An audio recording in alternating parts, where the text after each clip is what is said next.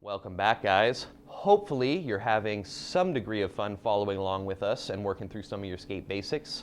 This week we're going to go ahead and select our coach again so we can start looking at some more advanced riding styles.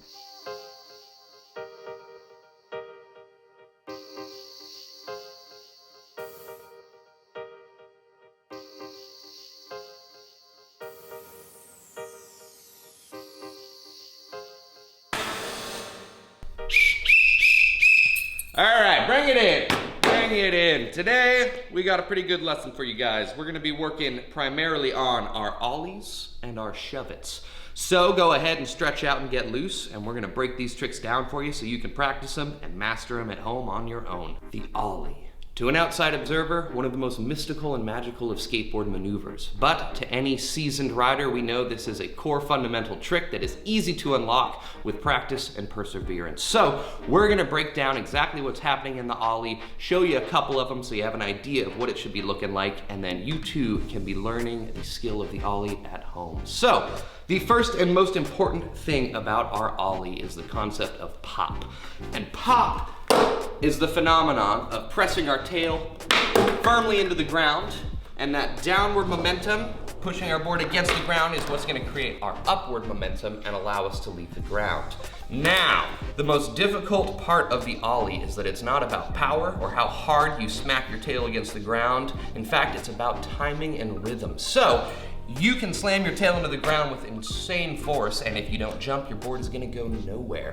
On the opposite side, a small pop timed well with a jump is gonna allow the board to come up out of the air. So what we recommend here at Alchemy when you're starting off on your ollies, the very first and easiest thing you can do to understand the feeling of pop is to stand with your back foot over the tail and simply pop that tail in the ground, watching the back wheels come off the ground. You'll get a little bit of a diving board effect, and that's exactly what we're looking for. That is the essence of pop. Now, where it becomes difficult is when we're standing with our full weight over the board, and what we're gonna have to learn to do is to create our pop and jump right as the tail's hitting the ground so that the board has room to come up under our feet.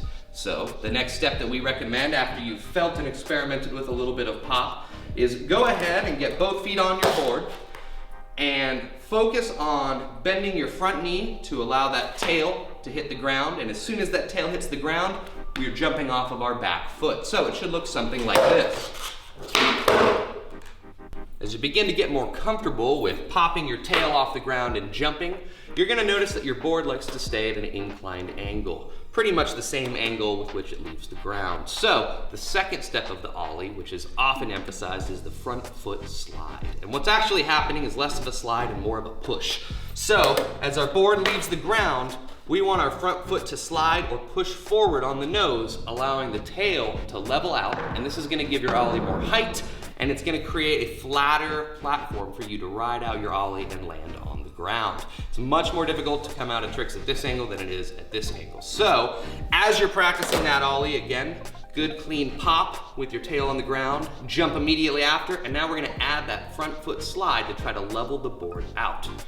In terms of learning your ollies, there's two schools of thought. Neither are right, neither are wrong. It's personal preference. But consider working on your ollie stationary. Sometimes a carpet can help minimize the amount your board is moving. Or a lot of folks prefer learning their ollies while moving. It allows a different degree of confidence and is a lot more useful in practice because most of the time we're ollieing in the real world, we want to have a little bit of roll speed with us. So play with the different options, practice stationary ollies, practice rolling ollies. And as you start to become comfortable with the feeling of leaving the ground, another great tip is practice ollieing up things like curbs and small ledges. It's gonna build some dexterity and some board control, and it's gonna make regular ollies a much easier endeavor. And of course, as always, the rule is practice, practice, practice. Repetition is key. So go on out there and get those ollies figured out.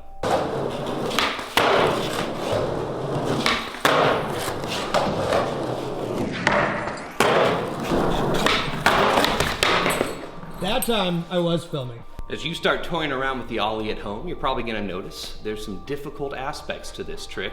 Some common problems when learning to ollie include not getting enough pop or any pop, and that's where our tail fails to hit the ground and prevents us from coming up.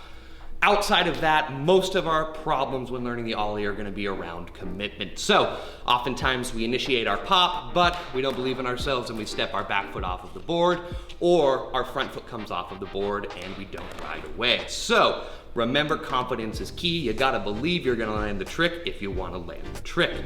The other common problem with Ollies, especially while moving, is where to place your weight. So, what Coach likes to think about doing as he's doing a moving Ollie is I slowly bend my knees, bringing my center of gravity low, and as soon as I'm down, right when I'm ready to engage my pop is when I stand up. That down-up method helps me regulate my rhythm, getting a cleaner pop, and ready to land the Ollie as I come back down. So, play around with it. Remember, confidence is key, and you're gonna get those Ollies.